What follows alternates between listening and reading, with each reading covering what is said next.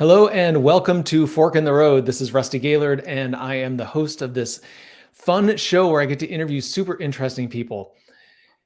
Fork in the Road is fundamentally a conversation with interesting people who have accomplished a lot of cool things in their life and are at a very interesting point in their life. But we get to explore how they got here. What are the decision or the forks in the road that they faced, and how did they navigate those forks in the road to get to this point in their life? I'm super excited to have today Jonathan Brill. Jonathan is the recent author of a fascinating book called Rogue Waves, and he's a futurist. He's thinking about the future and where we're going and how to navigate all of the different undercurrents in life right now. So I'm going to welcome Jonathan. Hey, Rusty, how are you doing? Thanks for I am having me today. Yeah, absolutely. Great to see you. And for anyone who's joining us live, you're welcome to put chats, comments, questions, interact with us. Love to have that. So we'll bring you into the conversation. Usually the technology works, but sometimes I don't see your chat until after we end, which I wish I get a better explanation for that. But please interact. So Jonathan, I'm just, a futurist is such a cool job title. And I want to go back to when you started your career. Did you always know you wanted to be a futurist, or did this come along the way somewhere? So, I don't know that what I have done in my life has ever really changed. The titles keep changing, and I was hired by HP, the computer company, to help them figure out where they need to be 5 to 7 years from now. What does their finances need to look like? What do their operations need to look like? How will their external environment change? How does this impact their strategy? And then drilling down, right? What does it mean for their workforce? What does it mean for how they go to market? What does it mean for the technologies they need to be developing in the future? And so I was supposed to be leading that, and I got my business card and it said Global Futurist on it, and that is technically how I became a futurist. Before that, I spent a better part of a decade working on highly strategic things for the U.S. government, working on food policy issues, figuring out how we feed enough, 9 billion people on the planet by 2050, working with companies like Samsung, Microsoft, IBM, the tech giants, on their technology strategies and product go to market, and a lot of work in the food space, a lot of work in real estate, hospitality, theme parks, that sort of thing, trying to develop next generation products for them as well. So that's kind of where I come from.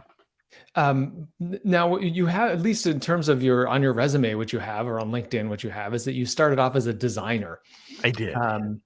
And when I think of a designer, I think of more as someone who's,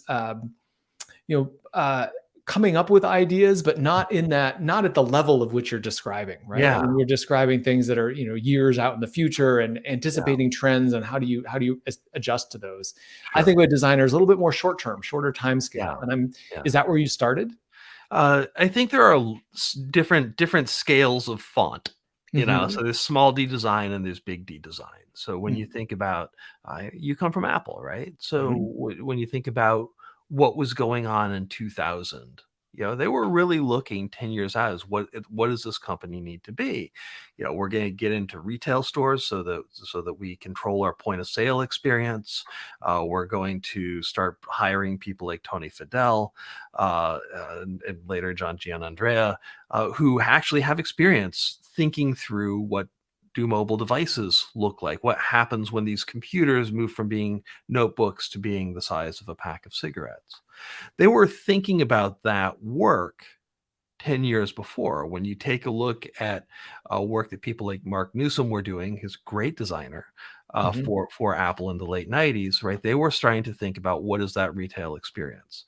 If you take a look at things that you probably can't talk about that are under NDA, Apple was also looking at the world in 2010 and working backwards. I wasn't working with Apple at that point, so I can talk to it, but I was working with Sony at that point and helping them build similar product strategies. And so that's the kind of work that I've done most of my career. There was those 6 weeks when I worked for Pottery Barn. Didn't work out very well. That's funny. Yeah, I imagine that kind of thinking it doesn't fit everywhere, and you It's have to have a kind of particular role and a particular it expectation or appetite for that. Yeah, it's the right product market fit.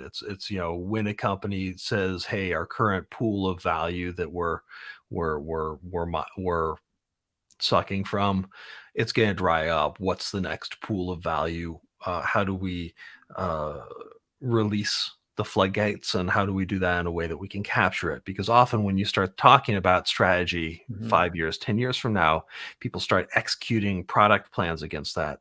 They get to the future and they discover, that book, Who Moved My Cheese? Yeah. Yeah, they discovered that their cheese is much more like a hockey puck. And so the question, so this is kind of an interesting question, right? How do you build a strategy that is going to be successful no matter what future you have, versus Mhm. how do you build a strategy that's going to be successful assuming that the future remains the same? And like I said, I think Apple has done a pretty good job at that. They've been in this Mhm. really interesting back and forth with Roger Martin, the strategy guy. Um, and we've been going back and forth about, when does strategy work? Like, and Mhm. what are the specific, what's the specific scope in which strategic planning is viable? And I think it's much broader than most people think, but it's also much more narrow in some ways than the pundits would say. Well, so I wanna ask kind of a question about that, but in a slightly different context, Yeah. which is how have you thought about yourself and Mhm. this, like, where you're going and your personal strategy, right? You're talking about Mhm. this in terms of companies and all of this, but, like, how do you think about that yourself? If you rewind 10 years and Yeah. you were looking at 2022 and Yeah. 2020, and who would have, maybe you did foresee some things like pandemics and, Mhm. all now wars that we're in the middle of. Who Yeah. would have thought? Yeah. So maybe you anticipated those, but I'm curious how you take some of these principles about thinking about the future and where things are going and building a strategy for that and Mhm. apply it to yourself. How do Yeah. you apply it to your own career and where you're going, how you're equipping yourself to be successful? Sure. Um, so I think you asked two really interesting questions there, and so let me answer the question of, like, what were we able to see? Yeah. Because I think that the issue isn't that we were unable to see it; it's that we were unable to see the implications. Mm. Right? We didn't do they were seeable. We just didn't do the hard work. So, in 2019, HP, after multiple years, decided to fund a smart diagnostics business based on two insights. One is that demographics were getting older, and so that there would be need for uh, uh, more healthcare diagnostics. And so whatever you did, and I hope I said smart diagnostics business before, Yep. but whatever we did, there would be a market for this technology. The Mhm. second thing that we did was we said, okay, well, what would be those hockey stick moments that would make this technology exponentially more valuable? And what's the likelihood of those? And so I did dig down to look at what is the likelihood of a zoonotic respiratory pandemic. Uh, Very specifically, and what we discovered was that uh, this was being priced in at probably a 1 in 100 chance. In many companies, 8 of the 10 largest companies in the world failed to identify pandemics as a risk. Apple significantly did, and CVS Healthcare, or CVS Health, at Aetna Health Insurance, Hmm. also did, for obvious reasons. Um, but what's interesting is that Apple basically said, "Hey, bird flu, it kind of screwed up our supply chains a little bit." They didn't actually think about what the implications would be on their entire business. Like, what does it mean to have all of your retail stores worldwide shut down? What does Mhm. it mean to have uh, everybody need to get a new notebook computer on the same Tuesday? What like those things were not considered. There's in government relations, we've been talking about the rise of this what's called multipolar world that we're moving into, where you have China, you have the US, you have Mhm. Russia trying to figure out what its role is in this situation. You have the EU trying to figure out if it's a viable economic bloc, and you have Japan trying to figure out how it's sitting in its relationship between the United States, China. You have India trying to figure out how it rises, and you have Southeast Asia like kind of getting compressed on all sides. And so Mhm. what does this dynamic look like? Mhm. So from that perspective, the idea of Russia trying to reassert itself, very obvious. The implications of that, most people didn't really think through them, right? You Mhm. take a look at even the Ukrainians, president 6 weeks ago saying Yeah. this thing's not going to happen. That guy's crazy. Yeah. Well, this thing might not happen, but that guy's crazy.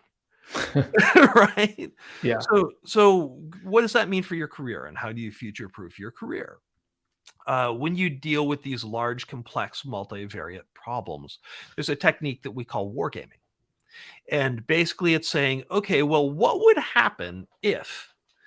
And the best way to do this is to get a range of people with different perspectives in the room and playing kind of the yes and game, right? Mhm. Like, so what would happen if I lost my job?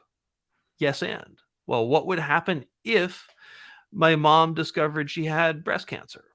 Right? What would happen if the economy went to heck? What would happen if AI made my career track to date irrelevant? Right? And you can kind of go down this list, and it's a really good way to start to future proof your career. And it's something that I've increasingly done in mine. Not that I always did it. Um, Mm. and one really great way to do it, and if you're a parent and you've got a kid in college, this is a gift that you can give them. Right? Oh, that's great. Do this exercise with them, Yeah. but ask them to talk to your friends about the things that changed their lives that they were not yet aware of, Mm. right? Oh, I Mhm. had a kid I didn't expect. Like, oh, you know, my I got a divorce. Oh, like all of these things that you don't expect when you're 22 or 25 that Yeah. happen in life, like most of the time. I Um, these are important. There's an HBR article that I wrote with Dory Clark, that's totally worth taking a look at, that on this specific subject. Yeah, great. Well, I'll get a link to that, and then we'll include it in the comments here so that people can find it.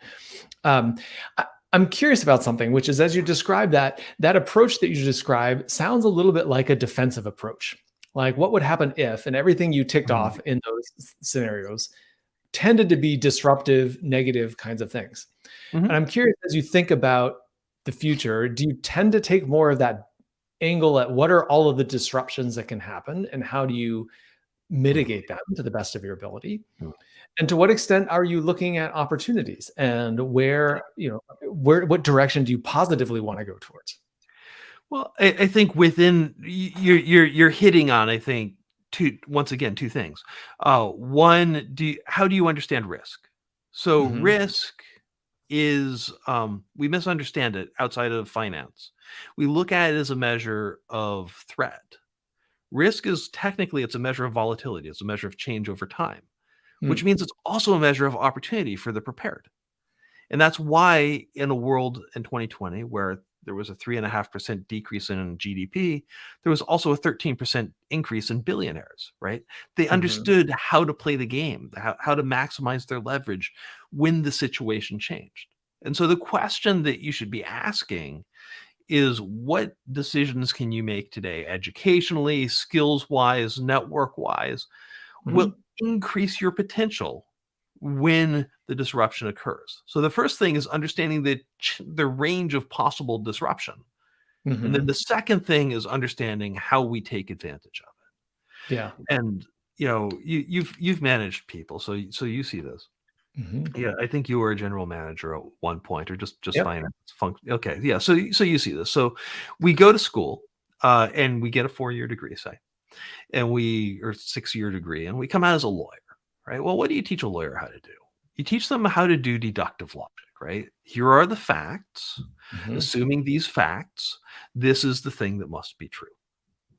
You go and you become a scientist, and what you learn is really different. It's inductive logic. It's, uh, given the information we know right now, Here's the most likely thing to be true. You might go to school to be an economist, right? This is the third of four ways, by the way, of knowing that we have as humans. The fourth one is what's called Bayesian reasoning, where you take a look at, you build a model of whatever Rube Goldberg machine, call it the economy, and then you say, okay, well, if something changes up in the upper left-hand corner of the Rube Goldberg machine, how's that change the output at the right-hand corner? Right? And that's a powerful way of looking at Mhm. the future. It's how it's why one of the reasons Amazon is so successful. They hire more PhD level economists than anyone else outside of the Federal Reserve. Um, and then the last one is really thinking like an artist. And you go back to my experience starting as a designer, and this is what I do. And what does an artist do? A science fiction author, right? They think, what would happen if something that we knew to be true turned out to be untrue? What if gravity didn't exist? How would the Mhm. world be then? Or what if something new came to light? What if we discovered that a meteor was going to hit the Earth tomorrow? How would that impact me? The reason I bring up these four ways of knowing, right? Thinking like a lawyer, thinking like a scientist, thinking like an economist, thinking like an artist, is because, first of all, those are the four ways we have of knowing new things about the Mhm. future. The second is that if you want to understand what happens next, or you want to have greater skills in your career, learning how to master more of those competencies is the number one way that Mm. you can future proof yourself, because you're able to speak languages with more people, and you have more ways into solving whatever challenge is facing you. Yeah, this is great. I'm just so fascinated. I love this. So I want to ask though, from your experience, like I've got my own experience working in big companies, but Yeah. you've worked in a different capacity in some of these large companies. Mm. And my impression is there's not a lot of people who will make the time or take the time. And by the way, Trish, thank you for your comments. I got a couple comments coming in here from Oh, Trish. So cool. we'll get the link to that article. Don't worry. So my question though, Jonathan, is that there's not a lot of people in these big companies who Mhm. will make the time or take the time to think about things in this way, right? You Mhm. described Amazon's hired a bunch of people, Mhm. PhD economists, to go off and to think about this and to analyze it and to help direct the direction of the company. Sure. But I'm I've I've had some clients who work at Amazon, and Amazon has Mhm. a very intense, work culture. So there's, Yeah. it's an operating company, and Yep. man, they drive and work hard. So Yeah. what have you seen inside companies, Mhm. either from people who make the time to think this way, Mhm. or is it groups that are set aside specifically to think this way while the others are heads down operating? Like what have you Mhm. seen? So I think there's two answers to the question. One is, when I've gone into companies, I work cross-functionally. So Mhm. two things happen. One, I'm the queen on the chessboard. I get to go everywhere. Yeah. I'm also the queen on the chessboard, which means everyone's trying to kill me. So so I need to have these abilities to speak to people in these different ways, to understand Mhm. the challenges they have, to understand how they think about the challenge, and open up perspective for them. And so the goal isn't necessarily to master all of these things. To do them, to master all of them, you need 4 master's degrees. The the goal is to understand enough of the pigeon, enough of the patois, so that you can communicate with other people. I have a friend at Google, who, she was having trouble talking with her boss about an HR issue, and she's going on for years and years. She's an English major, and going on for years and years. And she suddenly realizes, wait a second, this guy has a PhD in artificial intelligence. He understands how to do Bayesian reasoning. So I'm just going to sit down and again draw a systems diagram about where this problem is.